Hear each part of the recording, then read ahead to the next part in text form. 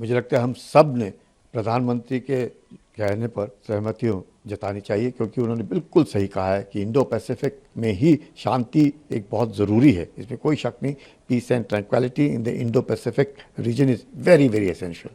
और दूसरी बड़ी बात जो कही उन्होंने कि जिस तरीके से हम खुद देख रहे हैं रूस और यूक्रेन के बीच जो लड़ाई हो रही है, वो उसका जो परिणाम है, अगर ऐसी ही लड़ाई चलती रही तो बहुत ही भयानक होगा पूरे विश्व के लिए। तो बातचीत के द्वारा ही इस मसले को हल किया जाना चाहिए। रशिया और यूक्रेन के बीच दूसरी बार एक बार बातचीत हुई है, उसको लेकर यूक्रेन ने डिससेटिस्फेक्शन दिखाया है। उसने कहा है कि हमने रशिया से मांग की है कि एक सेफ पैसेज बनाया जाए जिसके जरिए ह्यूमैनिटेरियन ग्राउंड पे लोगों को निकाला जा सके।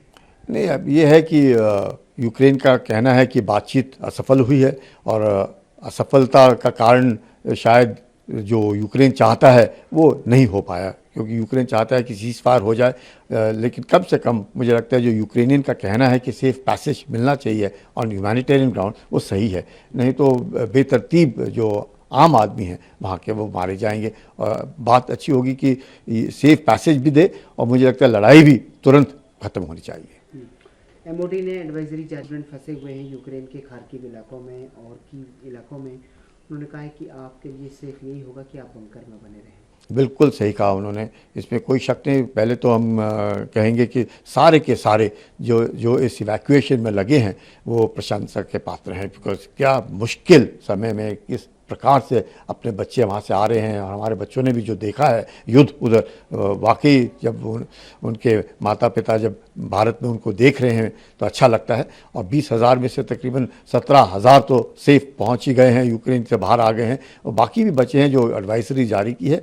बच्चों ने सेफ बंकर्स में, अंडरग्राउंड बंकर्स में ही रहना चाहिए, बाहर इधर उधर जाने की कोशिश नहीं करनी चाहिए। अब पानी की तंगी होगी, पानी का बचाव करना चाहिए। बैटरीज अपनी चार्जिंग का वहाँ पे दिक्कत होगी, अपने बैटरीज को बचा के रखना चाहिए, जिससे कि कम से कम वो घर पे अपने माता पिता को बता सके ठीक ठाक हैं। एम्बेसीज के जो नंबर्स दिए, हेल्पलाइन नंबर, उनके साथ लगाव रखना चाहिए, और इधर उधर जाने की कोशिश नहीं करनी चाहिए, और अफवाहों में विश्वास नहीं करना चाहिए। जो भी उनको एडवाइजरी मिलती है उसके मुताबिक ही काम करना चाहिए।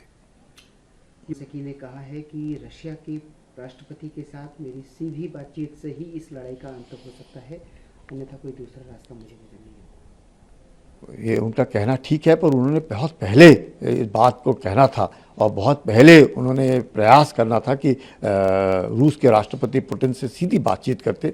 दोनों भाई हैं, इसमें कोई शक ही नहीं है, यूक्रेन और रूस, तो ये नौबत ही नहीं आती। अगर ज़ेलेंस्की पहले ही बात करते या पुतिन उनको बुला लेते तो मुझे लगता है उनका कहना ठीक है। लेकिन उन्होंने बिल्कुल ये लगना नहीं चाहिए किसी को भी, और ख़ासकर रूस को जो लग रहा है कि शायद यूक्रेन को उकसाया जा रहा है, तो वो माहौल नहीं होना चाहिए। मुझे लगता है दोनों ने दिल खोल करके बातचीत करनी चाहिए, और जहाँ मर्जी चाहे वो मॉस्को में चाहते हैं मॉस्को में करें, बेलारूस में चाहते हैं बेलारूस में करें, अगर कहीं पर भी चाहते हैं बातचीत से ही मसला ये हल होगा।